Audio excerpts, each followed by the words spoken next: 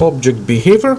So we briefly mentioned this idea that object could decide to do things internally, or object can decide to do things externally, or basically wait for some kind of messages or calls coming from the outside requesting some kind of behavior or action, right? So we say that then it's sort of like a reaction of the from the message or call from the outside, right?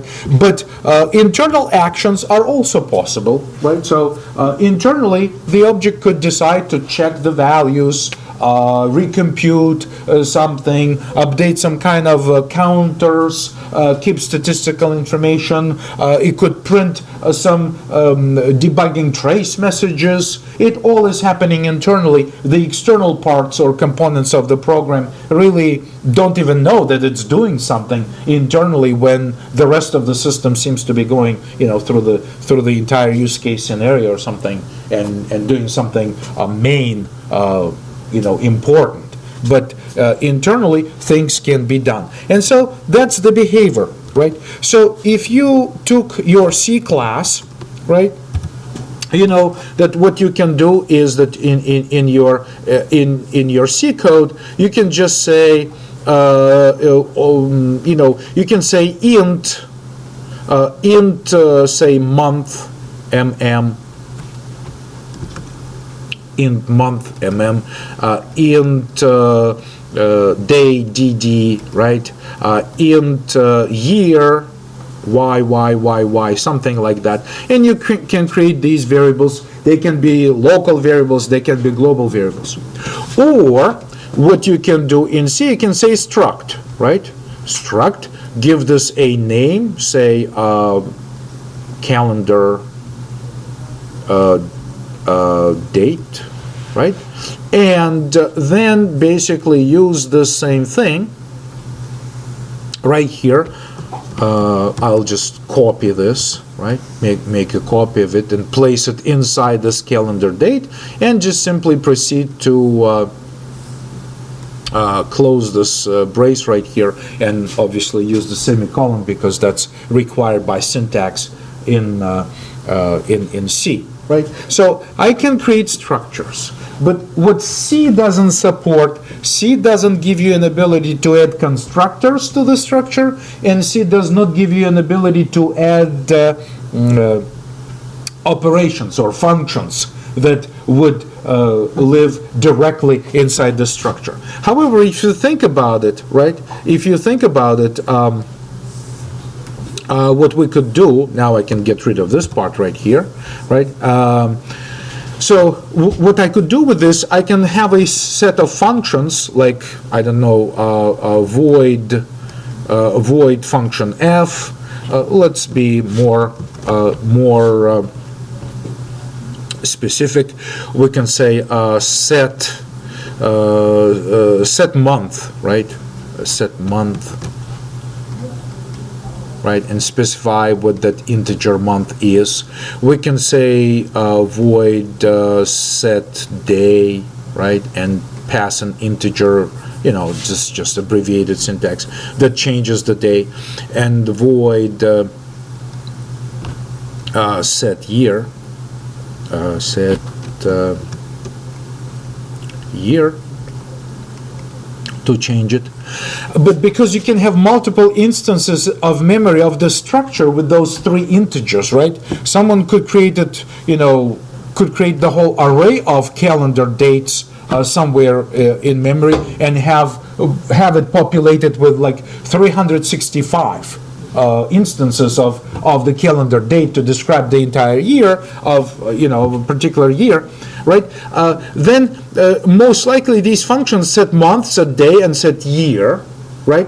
They need to also, besides just providing this first integer, which is the actual value, right?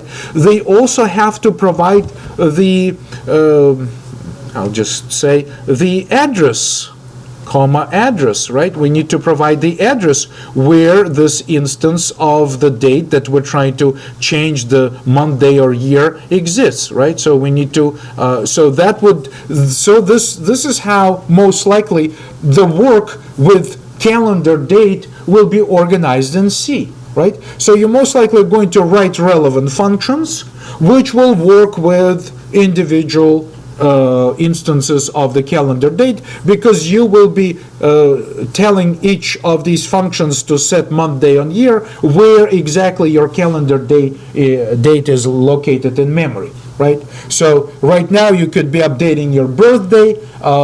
A few lines of code later, you could be updating the today's date and so forth and so forth. So you can manipulate multiple days. Right. So what C and Java do to this is that they just say, well, look, if you look really carefully at this arrangement and the situation that you have, what you can do, you simply can take these functions, right? Take these functions, forget about the address, but basically what you can do is that you can now essentially move them inside your structure. Right here, right? And then, of course, I will have to basically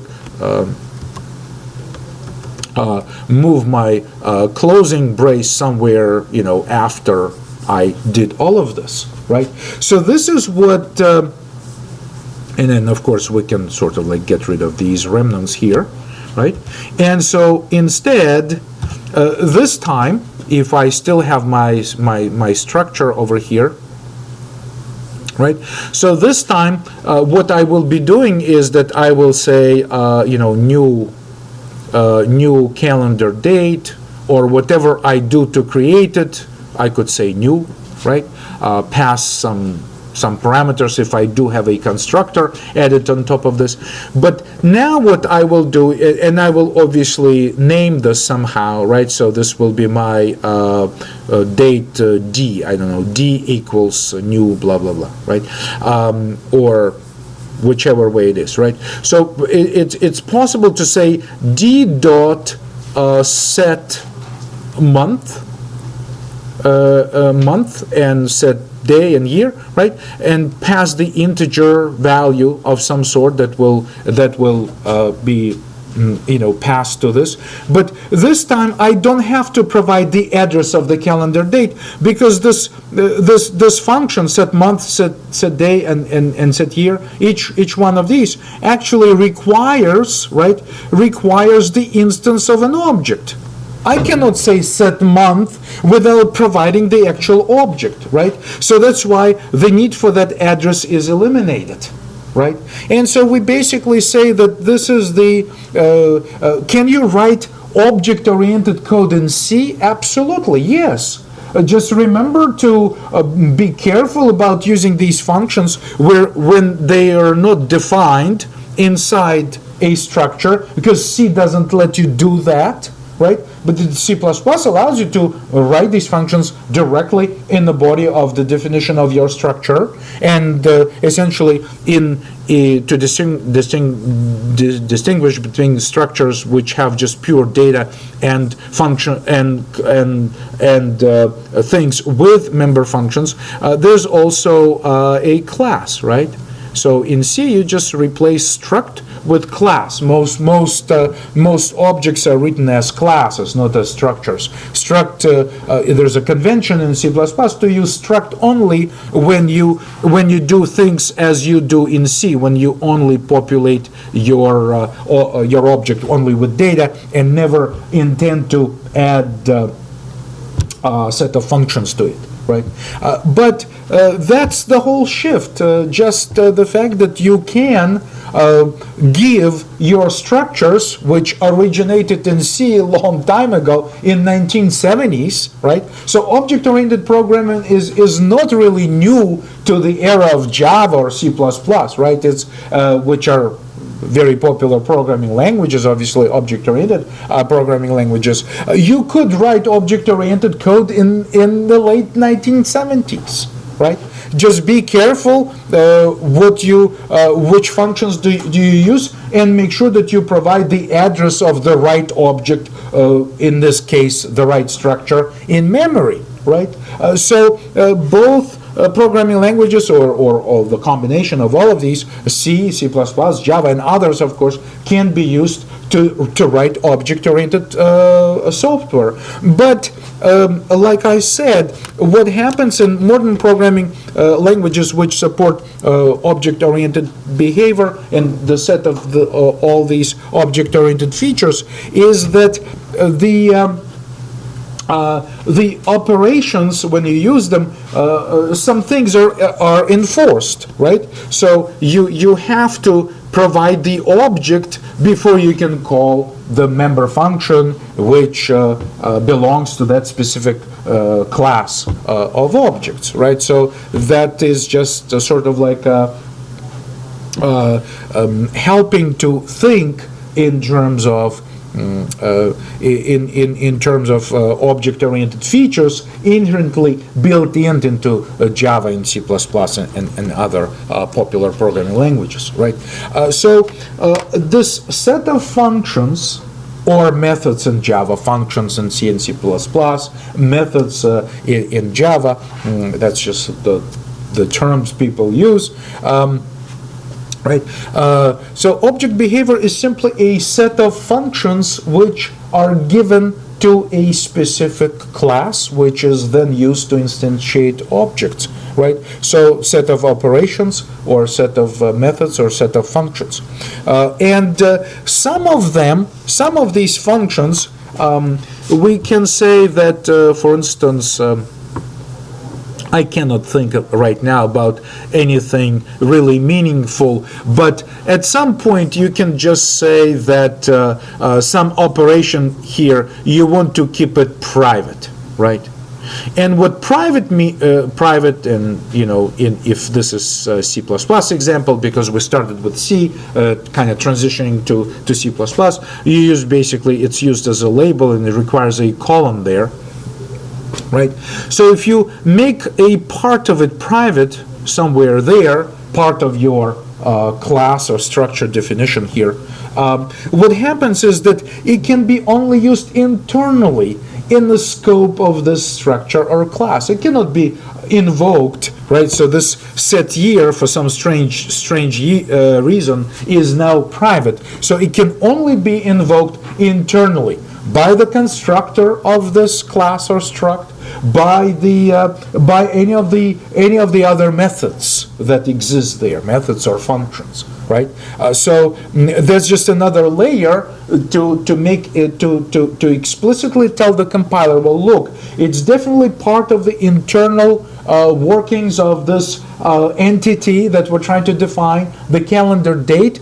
And so the users, the clients of this calendar date, are not supposed to call it directly, because we are not going to even tell them how to do this, because it's complicated. It's very specific to certain situations or states or, you know, stages of life cycle through which this object may be going. And guess what? When you do something like this, when you reduce the clutter of publicly available functions that users can call, they will say thank you, because they don't want to look at your class or read your own description of that class and be burdened to read about, you know, hundreds of things that you do internally. They only want to know like a handful of very useful, very specific methods that they want to use. Most prominently, the constructor. What does it take to construct the calendar date? Can I use the default constructor, or do I have to provide all three components immediately, right?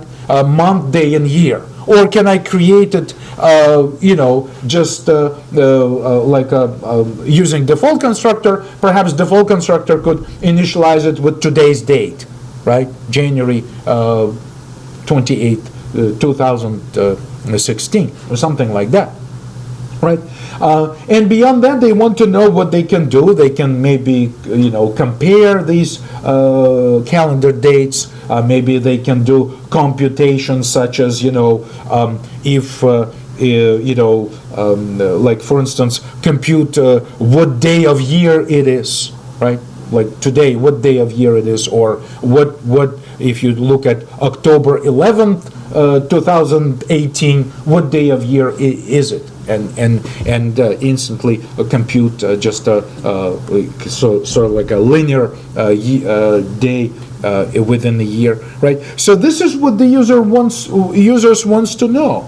But if you're doing some intricate computations based on whether it's a leap year or a non-leap year, they don't care about it. In fact, they want to use your calendar date specifically because you can manage all of this without them being burdened, right? So they don't have to tell you whether it's a leap year or not. You will know it automatically. This class will do it internally and will do it very successfully and will use it in the rest of the computations, right? So this is just another sort of like a logical view of the organization of the class. But guess what? When the software is compiled and when it executes, at that stage, private or public does not exist. Every function is just a function. Every piece of data is just a piece of data, because your CPU really doesn't care. As long as your program was able to be constructed, compiled, linked in a certain way, and there are some function calls that are being built into this blob of software, it will just be running like that. So at runtime, public and private don't really apply. It's already the end product. It's only the compiler that will be trying to look at what's private and what's public, and if someone is trying to call it from the outside of your class, it will basically give them an error and say, you cannot do this because it was purposely made private, function or piece of data, part of that class definition, and you cannot do that, right? So that's things that I would like to highlight specific to the behaviors. We should say that everything that exists there as executable code inside our object, or better say at this point, I guess, because we're all programmers, class definition, right? Everything is part of its behavior, but some of the behavior can be made private, and some of it is public, a part of the public interface, what is officially available to the client of this class. So I think that these are the things that we are capable of discussing today. There are a few more things left out, of course, which we will have a chance to revisit, but I just wanted to give you some of those highlights today. So we're surprisingly just about half of this presentation, but perhaps as we move on to later topics here, we will be running more demonstrations in the code, not just talking about this. So I hope you have a great weekend. I'll see you guys next week.